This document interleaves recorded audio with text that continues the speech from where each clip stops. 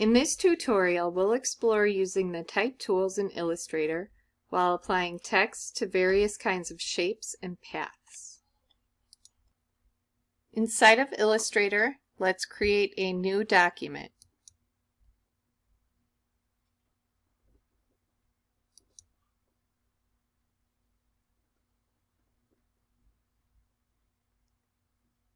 Make sure that your units of measurement are set to pixels,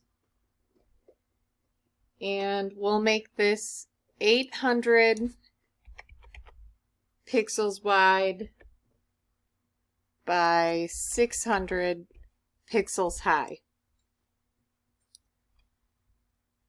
Change the number of artboards to 3.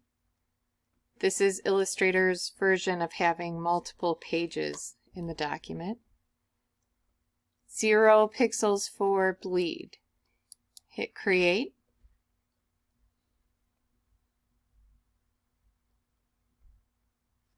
And now I can see I have 3 artboards. Save our document, File, Save As.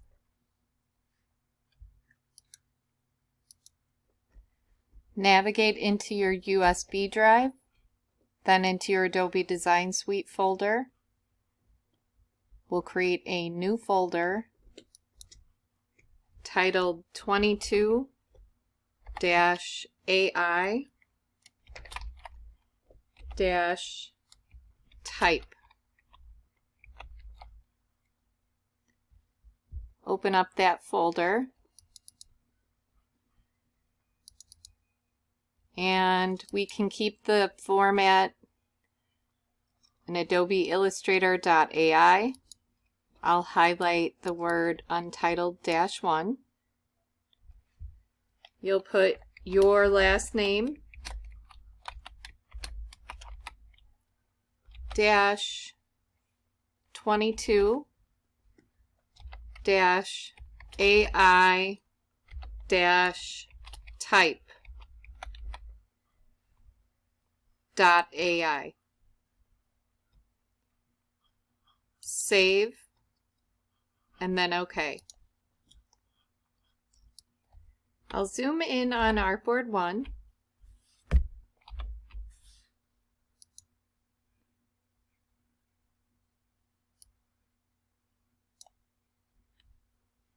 And go to my rectangle tool, M on your keyboard. The first artboard technique that we're going to do here is we'll start with drawing a rectangle shape, and we'll modify the corners of that shape into different styles and radius, and then we'll apply text inside that shape. We'll also apply fill colors, stroke colors to both the shape and the text, and learn how we can select the different elements of an object.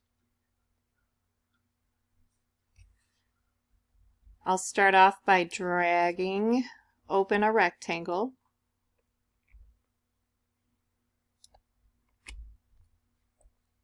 And I can change the fill color.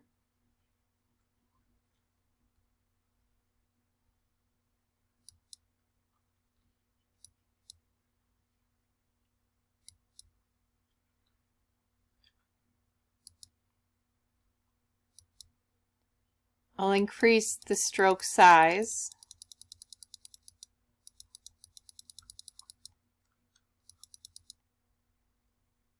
And we can open up the transform options for this rectangle so that we can apply different corner elements.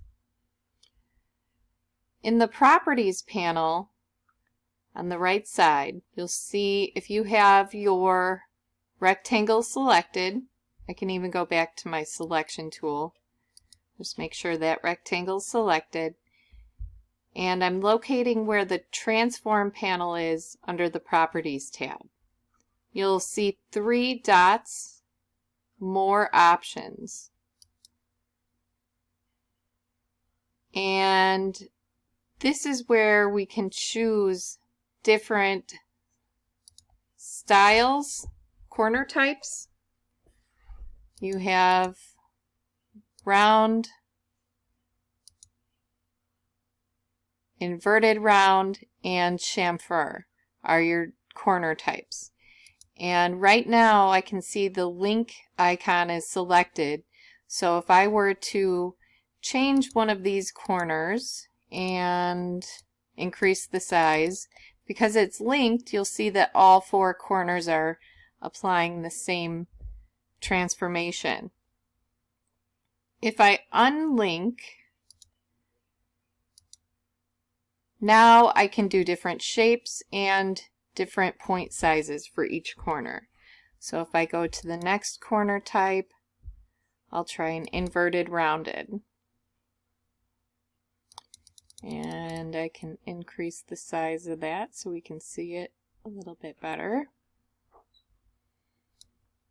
I could maybe increase the size of the rounded corner as well. Now I'll go down to the bottom left and I can apply the chamfer.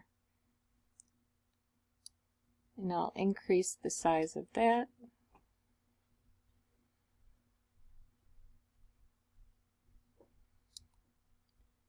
And now for the lower right hand corner, I could change that back to just a regular square corner by bringing down the point size to 0. So now my rectangle has 4 different corner types. They all have different pixel sizes to them. And what we'll do now is apply text inside. You'll also see on these corners that interior white circle near that corner. If you click that, you can adjust in more of a live mode and drag that out and adjust your corner sizes. Let's save our document.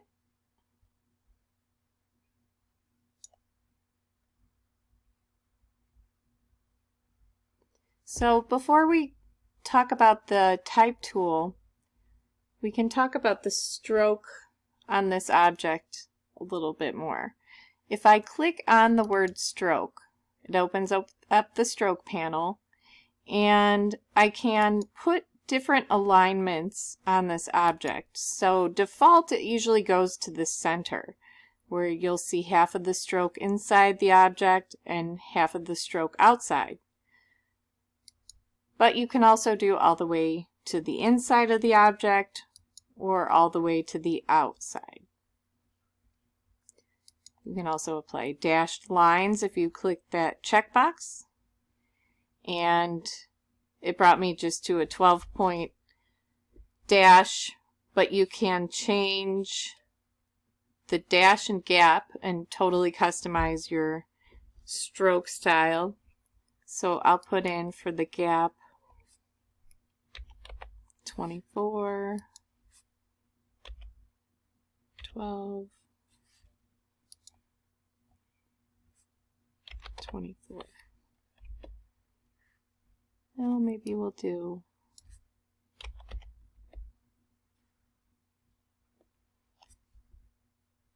okay. So I can see right now when I'm looking at my object, I have my selection tool selected and I have my object selected. So right now when I'm looking at the fill and stroke, I'm dealing with the object's appearance. What we'll do next is apply text that stays inside of this object. So I'm going to my type tool, T, on your keyboard, and I have that path still selected, and you'll see when I hover right on top of the path, it highlights the word path for me.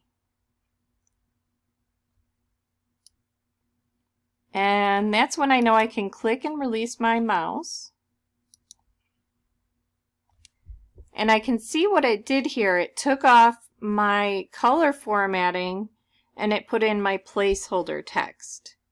So we can apply that color again to our object. We could have maybe copied the object, but I wanted to play around with being able to apply text inside of the object and then to be able to select the different pieces of it. So I can just start typing .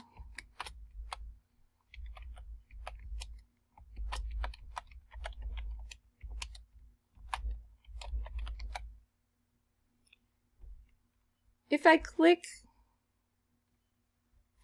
to select all my text, 2 clicks to select a word, 1, 2, 3 clicks to select my whole line. Now when I'm looking at the fill and stroke, it's going to be applied to my text, not the object here. So first of all, I'm going to increase the size of my font a little too much.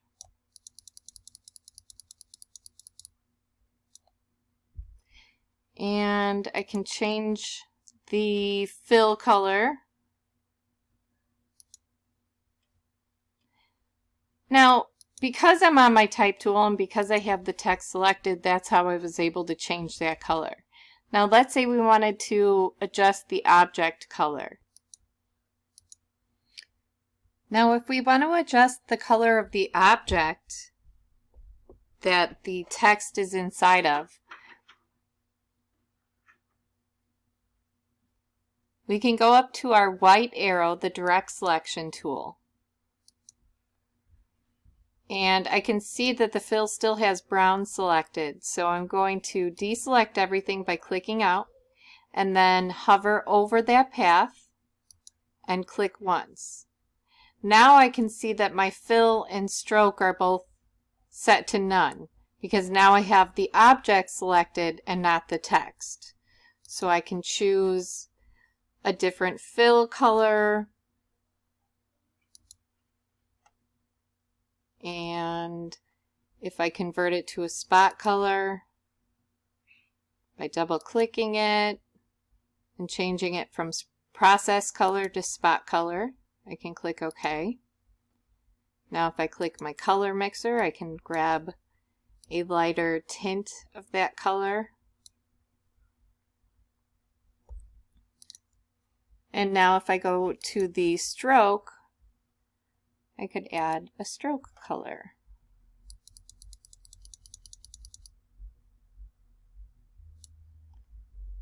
Click on the word stroke to open the stroke panel.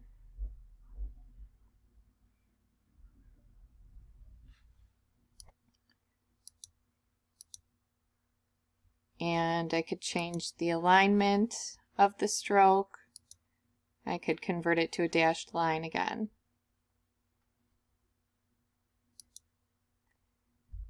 Okay, so now if I want to go back to my text, I can double click in there and it will convert to my type tool. And now I can go into my formatting options. I'm going to center my text, and I could maybe change the font, so I don't think we did that. I can always search for fonts by turning on a filter. So right now I have the sans serif classification selected, so that means it doesn't have those hands and feet or the tags on the characters. Sans means without, so without serifs. I could look at the serif fonts or slab serif script, or you could just clear off.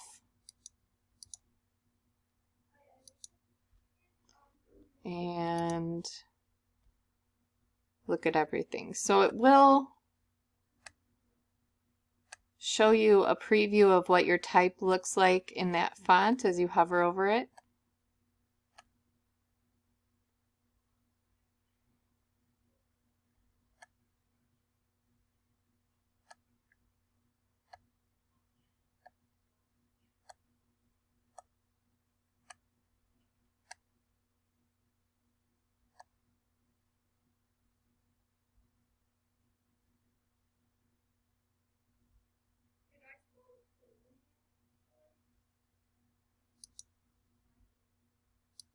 if you see your text disappear, that means that it ran out of boundaries in that object based off of the size and positioning of your text in there.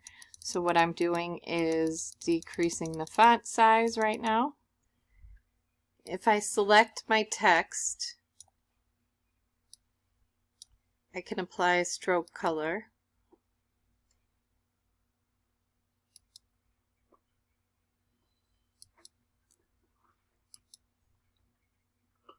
I can decide if I want it to the center, outside. Actually, it's locking me just to the center, it looks like.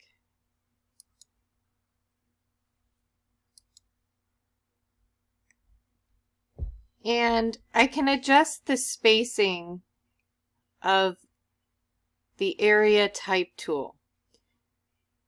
So if I go up to the type menu, area type options,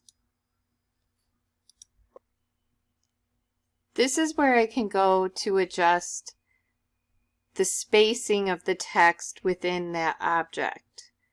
First thing I'll do is turn on the preview checkbox and locate where it says offset, inset spacing. So this is going to be the distance from the edge of the object to where the text can be placed. So I'll increase the inset spacing, and you'll see it's becoming more vertically aligned and justified in that space. I can click OK and go to my selection tool, deselect my object, outline view, Control Y on a PC, Command Y on a Mac, will show you the vectors that we have in this document right now. And I see Adobe Design Suite, the words, are in a solid black. So that indicates it's live text, which means I can still go back to my type tool, select the text, change the font, and do other formatting options that way. So I can go back to my preview and save the document. Let's move over to the next artboard. At the bottom of your screen, you'll see I'm on artboard 1. If I click the arrow next, it brings me over to artboard 2. On artboard 2, we're going to find the spiral tool, create a spiral shape, apply different arrowheads to the shape, and we'll apply type along that path. So we'll locate our spiral tool. In this version of Illustrator, they have different tools hidden. To reveal hidden tools, you can click the 3 dots at the bottom of your toolbar, and that opens up your All Tools menu. And if I scroll down just a little bit here, I see the spiral tool. To add it into my toolbar, I can grab that spiral tool, click and drag it, and you'll see it creates a space for it in your toolbar. I can click those 3 dots to close that toolbar there. I have the spiral tool selected, and the spiral tool creates open paths. So I am going to my fill color and applying none.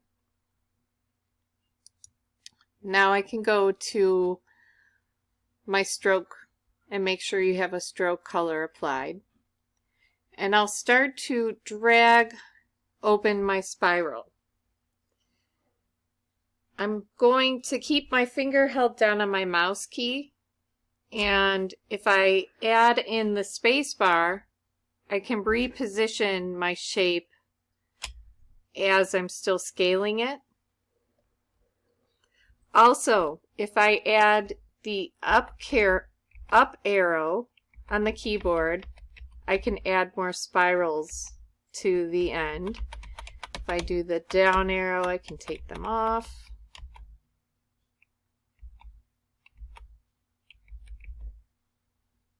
And you can move it any angle you want to. Now I'll release the mouse, increase the size of the stroke just a little bit. If you go to your type tool and press and hold it to reveal the hidden tools underneath, you'll locate the Type on a Path tool. And you'll notice that there's a wavy line that goes through the cursor now. So you will hover right over the path of the spiral, and wherever you do your initial click will be the insertion point for the text. So choose your location, wait till you see the word path highlighted, click, and you'll see the placeholder text appear. So you can type out your new word.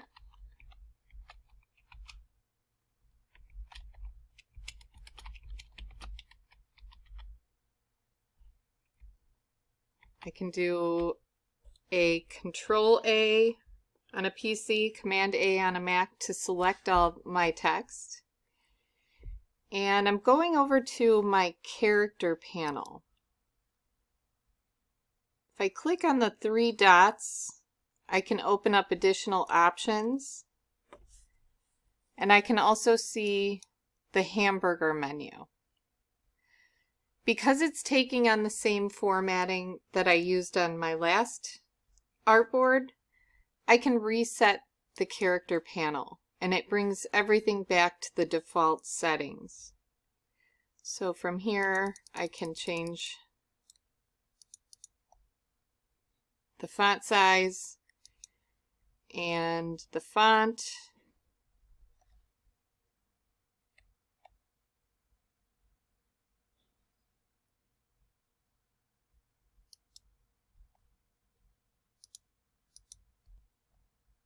I'll increase my text a little bit more.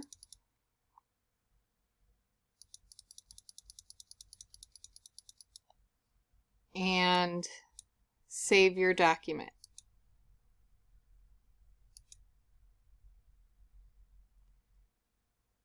Okay, so right now I can click on my text, I can adjust some of the character formatting, but if I wanted to adjust the placement of the text on the path, I would go up to the white arrow, direct selection tool.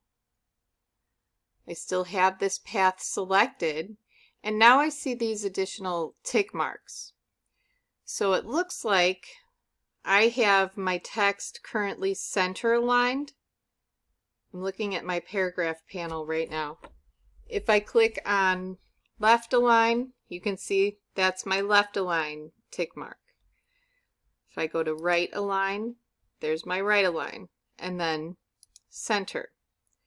I'll make mine left align for now.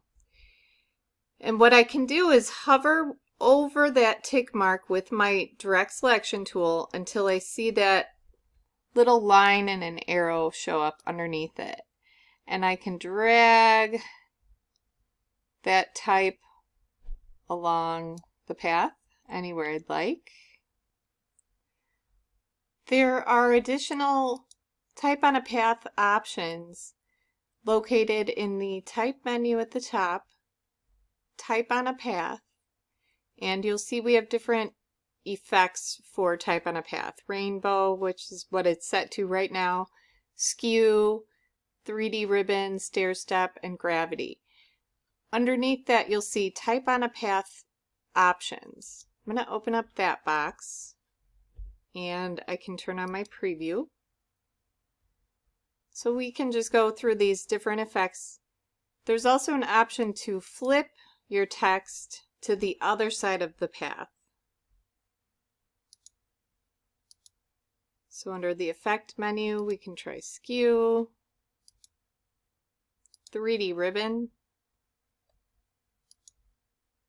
stair step, and gravity. And then you can choose how do you want it to be sitting along that path. Right now it's set to the baseline, so the text is sitting right along that path. Center, descender, and ascender. So you can choose whichever one you'd like.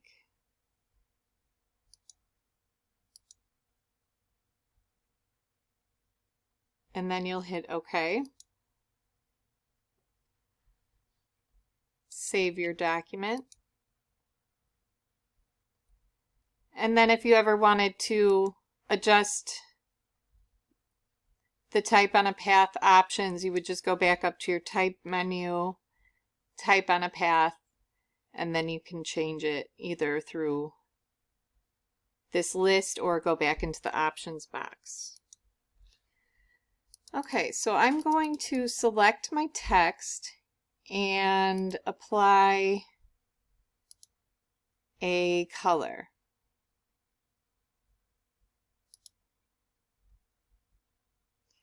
Now if I wanted to adjust the path itself, I would do that with my direct selection tool. But first I think I will change the baseline shift of my text just a little bit and just bring it away from the path just a touch. Then I'll go to my direct selection tool, and right now I can see through my colors it's still set to a purple fill, so it still has my text selected. I'm going to click outside of everything. You don't have to apply color to your path, but if you wanted to, with that direct selection tool, I could hover right over the path, click it once, and release. And now if you look at your fill and stroke color, they should both be set to none. I'll go in my stroke color because this is an open path and I want to keep it nice and streamlined. I'll increase my stroke size.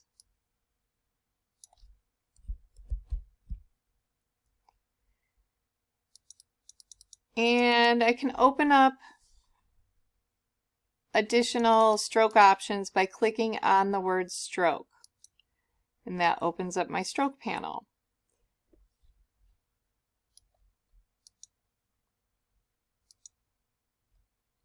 And I could adjust things like the variable width profile.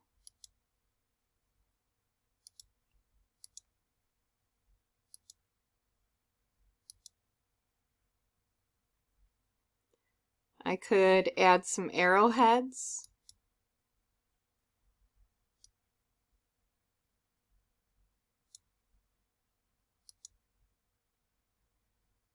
So maybe I can scale that down a little bit. And I can also change the alignment of that arrowhead to extend beyond that last anchor point. And put one on the other side of my spiral.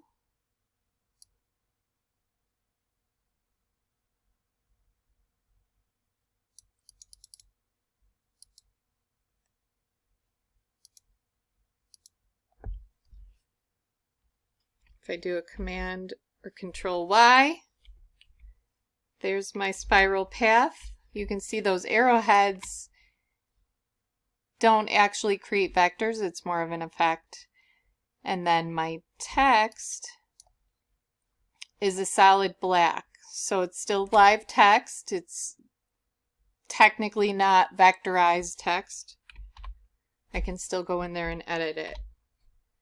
Let's save our document. And go down to the third artboard. On this part of the tutorial, we'll experiment with using the Touch Type tool.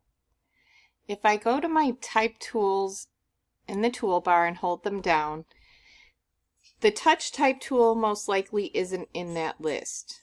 So we'll have to open up our additional tools, the 3 dots at the bottom of our toolbar, and scroll down to open up the 3 dots. You'll scroll down to Touch Type tool and then drag that up into your toolbar. And I'm going to nest mine in with the other type tools. I can close that menu. And I need to go to the regular type tool to start typing first. So I'll click inside my document and type my new word.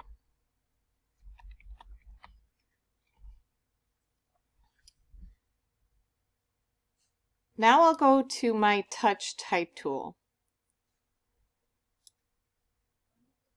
And then when you select an individual character,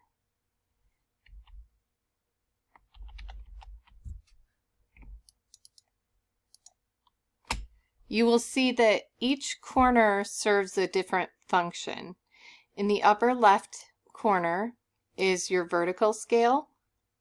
Lower left corner is baseline shift. And notice how it's not affecting the other characters, just the single one I'm working on. I can do a horizontal scale in the lower right and then a proportional horizontal and vertical scale in the upper right corner.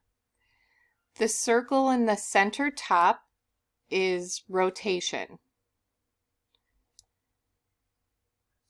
So I can choose a fill color, I can choose a font,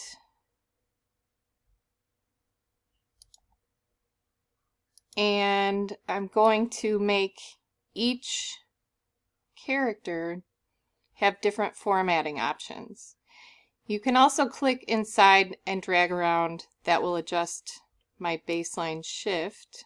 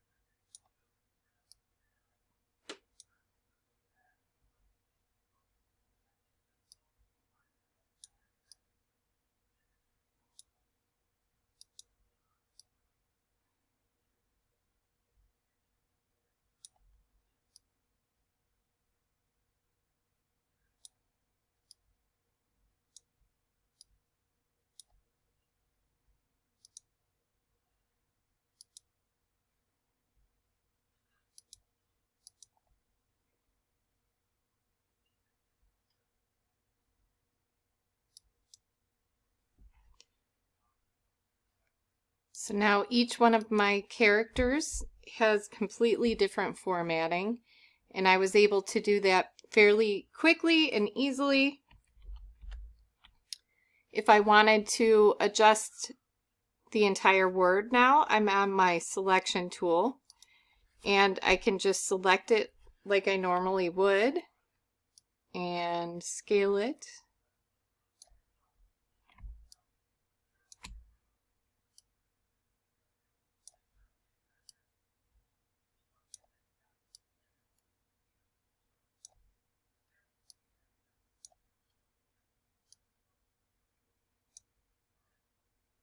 Deselect, save your document.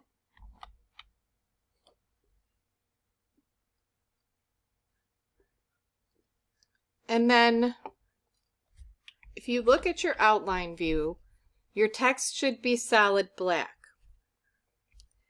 Sometimes it's necessary to convert your text to outlines, and that removes the font and all of the type properties. It becomes vectorized, like any other object that you would be working with in Illustrator. So you could always save it as a different document, maybe duplicate the layers, hide one, and then convert the other, and that way you'd be able to go back if you needed to. But I'm going to right-click on my text and go to Create Outlines. You can also get to that through the Type menu, Create Outlines.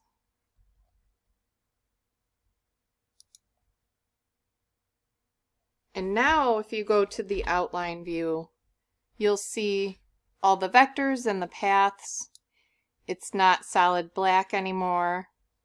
And I could, if I go to my direct selection tool, I could now grab individual anchor points and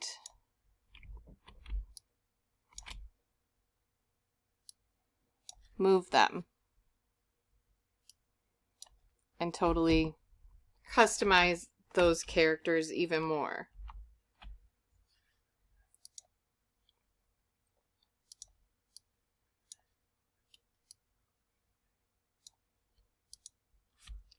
So we used our area type tool formatting in the first artboard, and we applied text inside of an object. We used our area type options to adjust the inset spacing. We also applied different corner styles and stroke styles. On artboard 2, we created a spiral shape with a variable width profile, applied different arrowheads at each end of the path, and then we applied the Type on a Path tool along that spiral shape. We then went to the Type on a Path tool options and experimented with different styles. And then on artboard 3, we used our touch type tool to individually modify each character, and then we converted that text to outline and created shapes. So you can see how the first 2 artboards have solid black text, and the third one is outlined. And that is Illustrator Text Effects.